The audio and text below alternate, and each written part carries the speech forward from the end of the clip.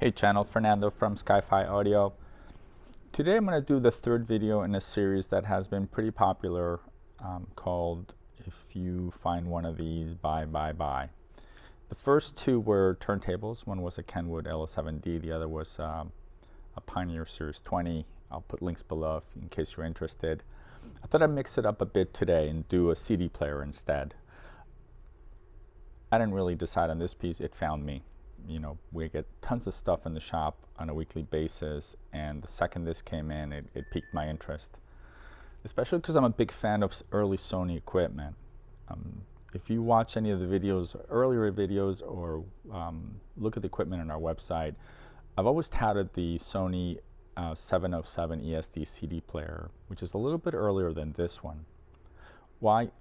Its construction, its build quality, component selection is absolutely amazing for a mainstream CD player, but not uncommon for early Sony equipment, where really all their efforts went into just engineering, design, and reliability. CD players subsequently started to become inferior in terms of build quality. At least the mainstream ones were, right? And the funny thing about Sony is that you can get fooled by the model number really easily. There are just slight variations in model numbers, but can have a tremendous effect on the build quality of the piece.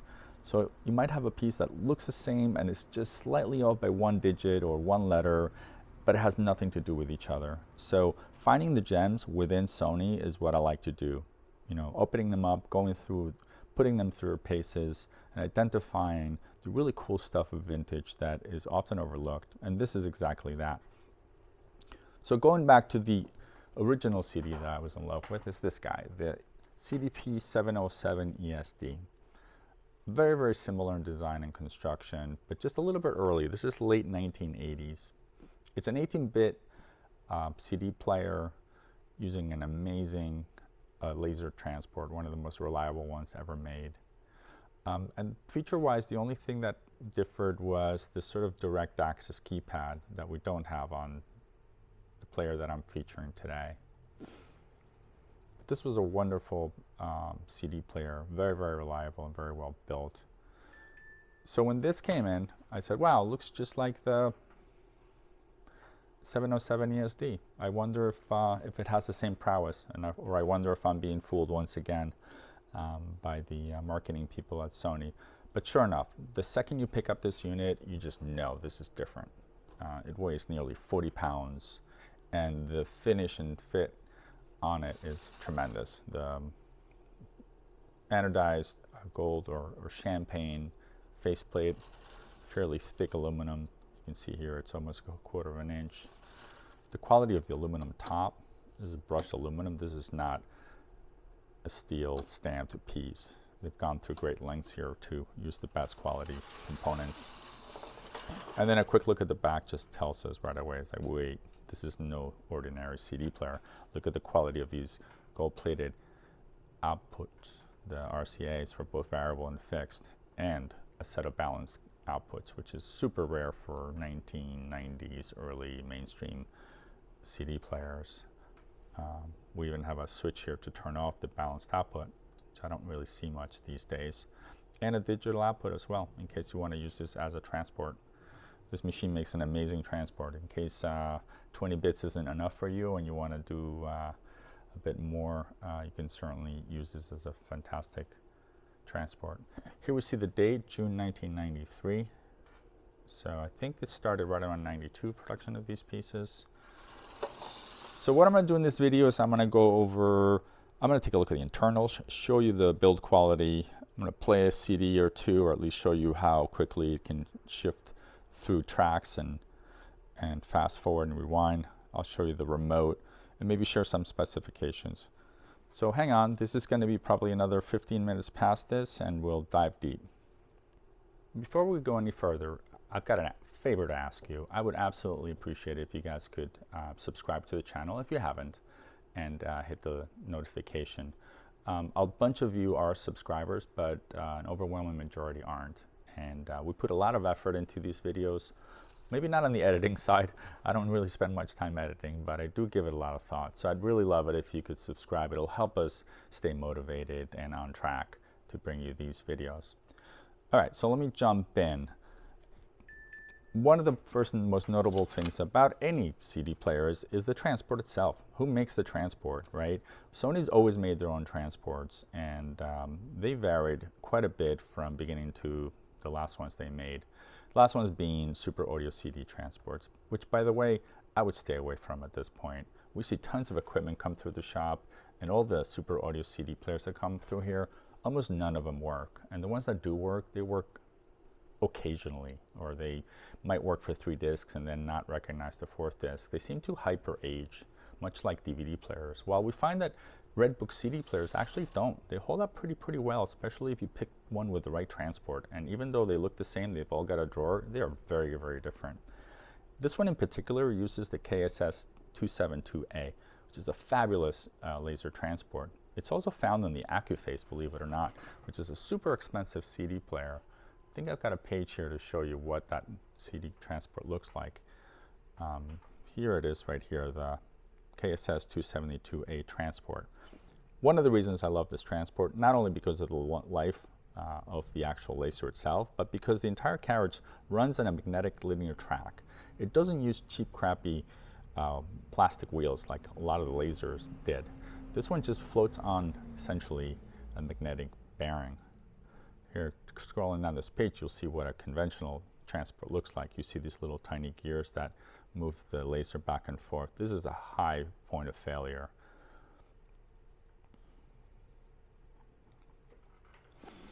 All right, so the 272 is found in a ton of other really high-end CD players.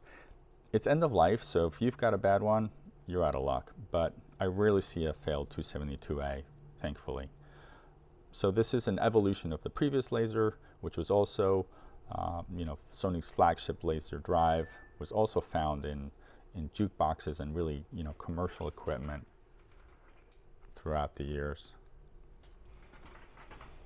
All right, so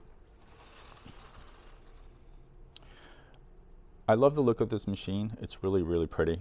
And if you're lucky enough to have one of this, I would probably try to match up, or if you want to create a full system, there are some really neat components that go with it that I would totally recommend. So check this setup up. This is a slightly different version of the CD player, but this tuner is absolutely gorgeous as well. I think that is the S707ES, and then this integrated amplifier from Sony would be a fabulous match. That's a XLRs 707ES. So look how gorgeous of a system you can put together here from the early 1990s. Now they're featuring the rosewood side panels, which I unfortunately don't have, but I've got a pretty complete kit. I've got the remote for this, and I've got a manual, which I'll show you later. All right, so layout and operation is super easy. We've got the obvious and usual things. We've got a power switch. We've got a variable potentiometer here for the headphones and for the phone line output. There is a variable output in the back, which is kind of cool in case you don't want to use a preamp. This lets us dim the display and turn it off completely in case you are a bat and like to listen to stuff in the dark. And then the play mode shuffles between continue, shuffle, program, and custom index. On the display, we'll see the simple stuff, minutes, seconds, and also the number of tracks on that record. Sorry, on that CD. Here we've got a CD with 10 tracks. So as we open up and close up,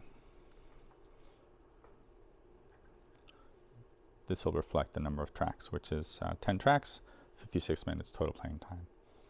Moving on, this is unusual to find, is digital output. This lets us turn it on and off. And this is kind of a nice feature in case you're not using the digital output.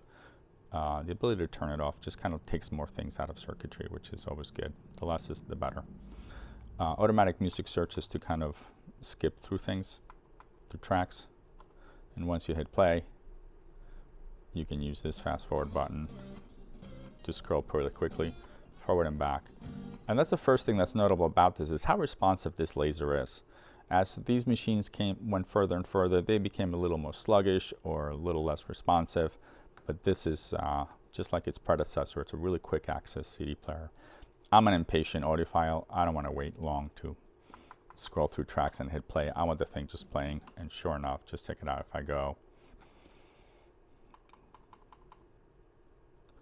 sorry, if I'm playing and I go quickly, it responds. Do it again.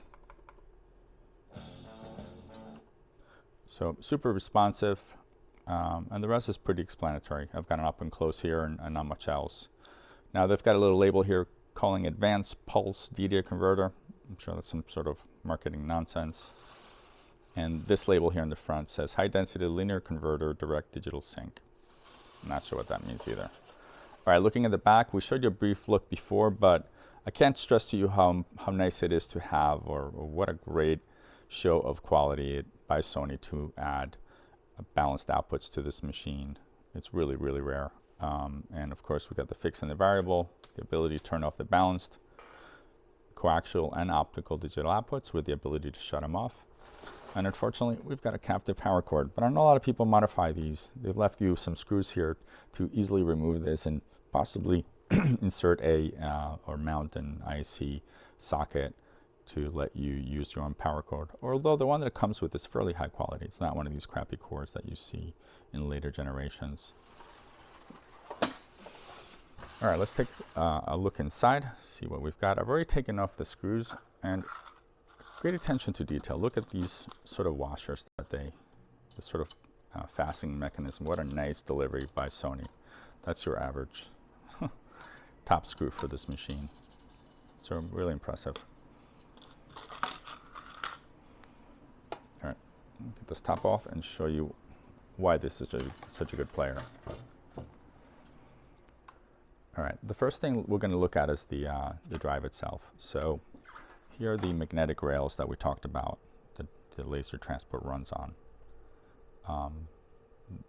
There is a grouping here and then a slide here for it. So no gears anywhere in sight. The only gears in this mechanism are actually to move the drawer in and out, and it's fairly well done. It uses a single belt, which is really difficult to get to, by the way.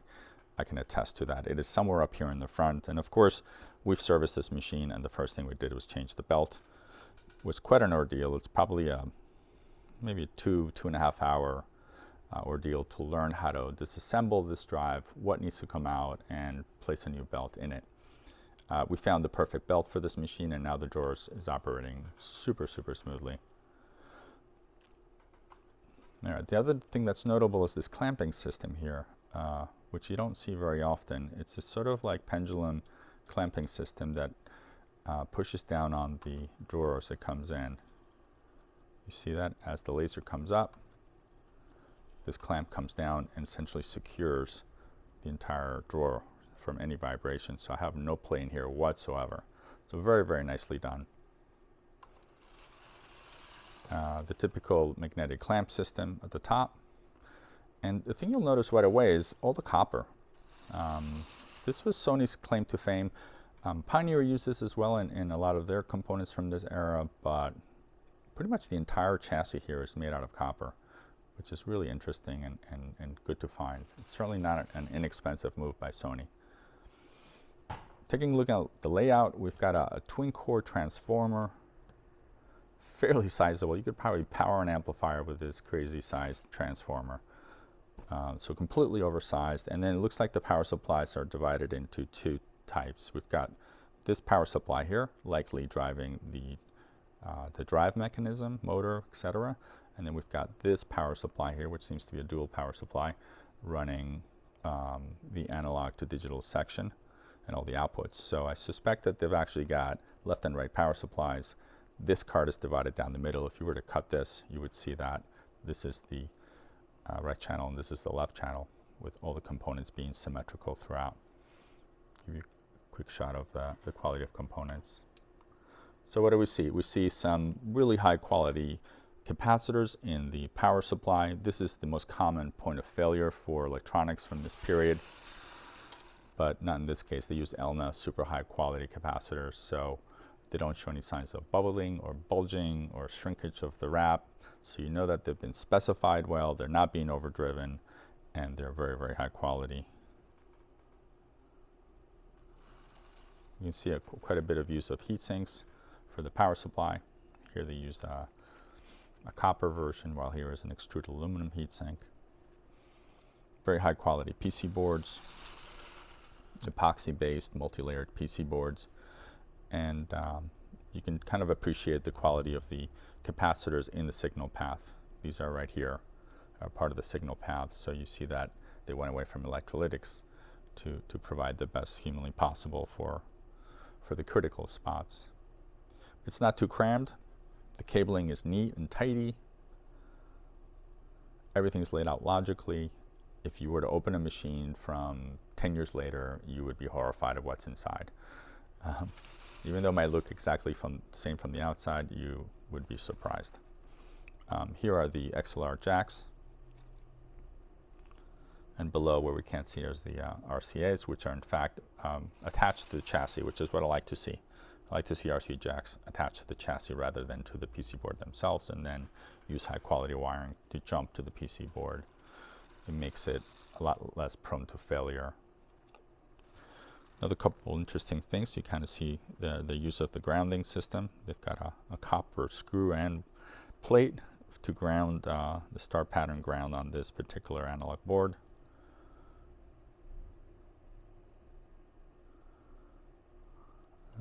And that's pretty much it.